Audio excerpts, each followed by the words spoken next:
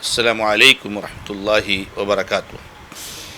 الحمد للہ رب العالمین واشہد ان لا الہ الا اللہ وحدہ لا شریک لہ واشہد ان محمدا عبدہ ورسولہ صلی اللہ تعالی علیہ وآلہ وسلم۔ اعوذ باللہ من الشیطان الرجیم، بسم اللہ الرحمن الرحیم۔ وآمنوا بما انزلت مصدقا لما معكم ولا تكونوا اول كافر به ولا تشتروا بآياتي ثمنا قليلا وإياي فاتقون۔ معزز و موقر ناظرین و ناظرات، مشاہدین و مشاہدات، سلسلے تفسیر قرآن کے تحت سورۃ البقرہ کی آیت نمبر 41 آپ کے سامنے پیش کی گئی ہے۔ اس آیت مبارکہ میں اللہ رب العزت نے بنو اسرائیل کو نصیحت کرتے ہوئے فرمایا ہے کہ اور تم ایمان لاؤ اس پر جو میں نے نازل کیا ہے، جو تصدیق کرنے والا ہے یا جو تصدیق کرنے والی ہے اس کتاب کی جو تمہارے ساتھ ہے، اور تم اس کے سب سے پہلے کافر نہ بنو، اور میری آیتوں سے تھوڑی قیمت نہ خریدو یا تھوڑی قیمت کے بدلے میں اس کو نہ بیچو، اور میرا تقوی اختیار کرو۔ گزشتہ درس میں آپ کے سامنے بات آئی کہ اللہ رب العزت نے بنو اسرائیل کو کچھ خاص نصیحتیں فرمائی ہیں، اور بنو اسرائیل کو مخاطب کر کے عام لوگوں کو بھی اللہ رب العزت نے، سارے مسلمانوں کو بھی اللہ رب العزت نے خاص احکامات دیے ہیں۔ ان میں سے اس آیت مبارکہ میں جو احکامات ہیں وہ یہ ہے کہ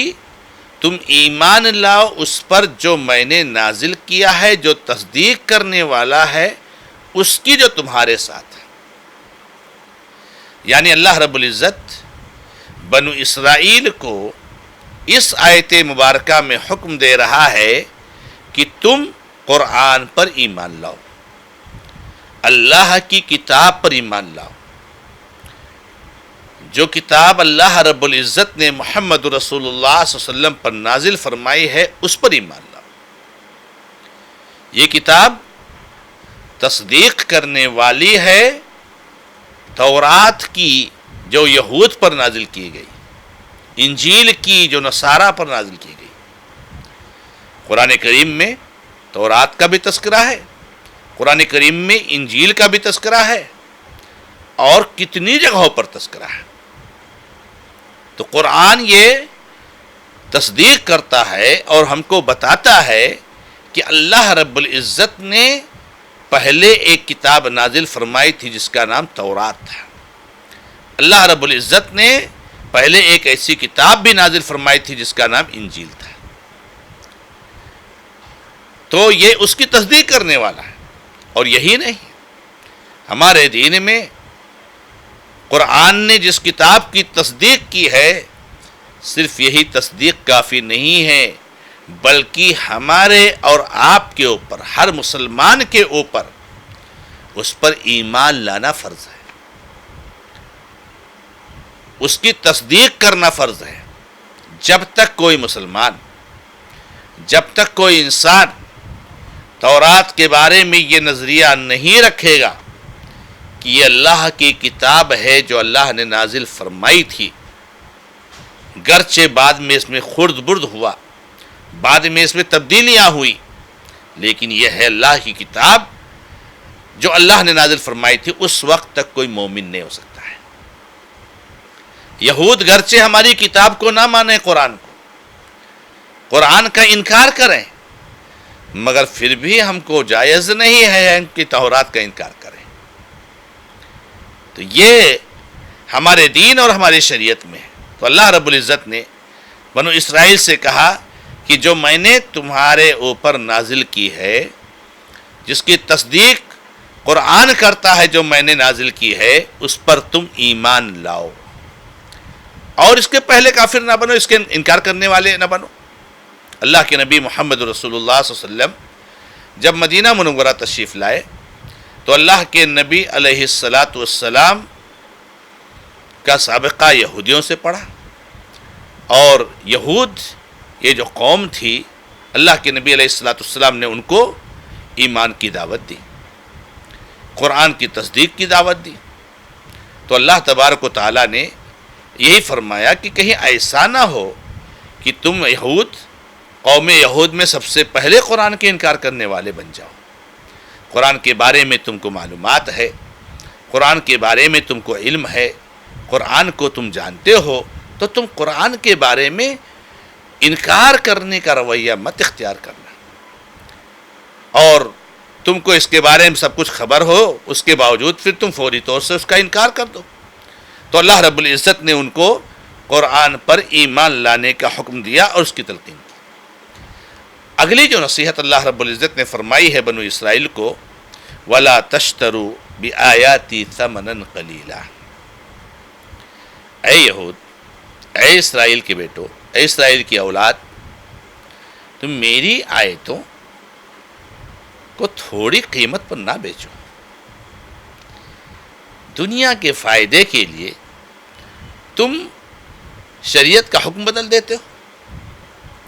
تورات کی آیتوں کو بدل دیتے ہو،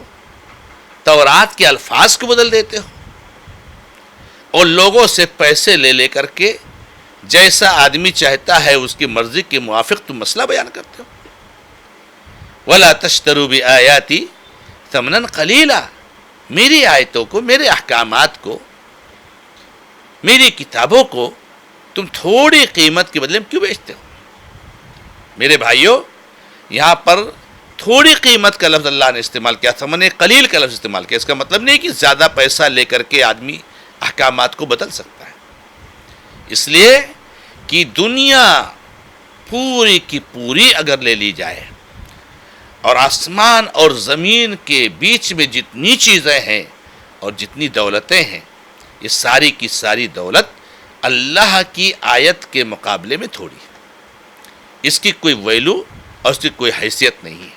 اللہ کی کلام، اللہ کی کتاب کی ایک آیت، اور ساری دنیا اور دنیا میں موجود ساری چیزیں، ساری دولتیں،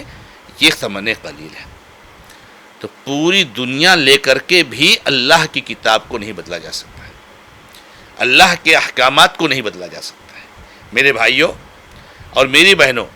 یہاں پر ذرا غور کرو کہ کس طرح سے اللہ رب العزت نے یہود کو، بنو اسرائیل کو اس حرکت سے منع کیا کہ پیسے لے کر کے مسائل مت بیان کرو، دنیوی مفادات کی وجہ سے شریعت کے احکامات مت بدلو، کتاب میں تورات میں تحریف مت کرو۔ بدقسمتی سے یہ صفت اور یہ وصف آج ہم مسلمانوں کے اندر آ گیا ہے۔ آج ہمارے احباب کتنے ہیں جو دنیوی مفادات کی وجہ سے شریعت کے مسائل بدل دیتے ہیں، اپنے ذاتی مفادات کی وجہ سے احکامات غلط بیان کرتے ہیں، قرآن کی آیات کا معنی غلط بتاتے ہیں، قرآن کی تفسیر غلط کرتے ہیں، قرآن کی توضیح غلط کرتے ہیں، اور لوگوں کو جو شرک ہے اس کو توحید بتاتے ہیں، اور جو توحید ہے اس کو شرک بتاتے ہیں، جو سنت ہے اس کو بدعت بتاتے ہیں، اور جو بدعت ہے اس کو سنت بتاتے ہیں، جو حق ہے اس کو باطل بتاتے ہیں، جو باطل ہے اس کو حق بتاتے ہیں۔ کتنے ہمارے احباب ایسے ہیں جو لوگوں سے پیسے لے کر کے تعویذات لکھتے ہیں، دعائیں بیچتے ہیں، اور لوگوں سے پیسے لے کر کے شرکیہ کام کرتے ہیں، نعوذ باللہ۔ اللہ رب العزت نے اس سے منع فرمایا، اور اللہ تبارک و تعالیٰ نے کہا میرا تقوی اختیار کرو، کیونکہ اللہ رب العزت کا جب تقوی انسان کے اندر ہوگا، دل میں اللہ کا خوف ہوگا، دل میں اللہ رب العزت کے لیے اخلاص ہوگا، تو پھر انسان اس طرح کی حرکتوں سے باز آ جائے گا، اس طرح کی حرکتوں سے باز آ جائے گا۔ اللہ رب العزت نے اس لیے کہا کہ میرا تقوی اختیار کرو، کسی سے ڈرو نہیں، کسی کا خوف نہیں ہو، کسی کا ڈر نہ ہو، مجھ سے ڈرو، مجھ سے خوف کھاؤ۔ جب انسان صرف اللہ سے خوف کھائے گا تو قرآن میں تحریف نہیں کرے گا، تورات میں تحریف نہیں کرے گا، شریعت کے احکام کو نہیں بدلے گا۔ لیکن جب اللہ کا ڈر ختم ہو جاتا ہے تو آدمی اس طرح کی حرکتیں کرتا ہے۔ اس طریقے سے اللہ رب العزت نے اس آیت مبارکہ میں پہلی بات یہود کو، بنو اسرائیل کو قرآن پر ایمان لانے کا حکم دیا، دوسری بات اس کا انکار کرنے سے منع کیا، تیسری بات اللہ تعالیٰ نے شرعی احکامات کو، تورات کے احکامات کو، تورات کے مسائل کو دنیوی مفادات کے لیے بیچنے سے منع فرمایا اور اپنا تقوی اختیار کرنے کا حکم دیا۔ رب العزت سے دعا ہے کہ رب العزت ہمیں اور آپ کو سب کو ان برے اوصاف سے بچنے کی توفیق عطا فرمائے اور اللہ تعالی ہماری اصلاح فرمائے۔ ھذا ما عندی واللہ تعالی عالم والحمد للہ رب العالمین وصلی اللہ علی محمد وسلم تسلیما کثیرا والسلام علیکم ورحمۃ اللہ وبرکاتہ۔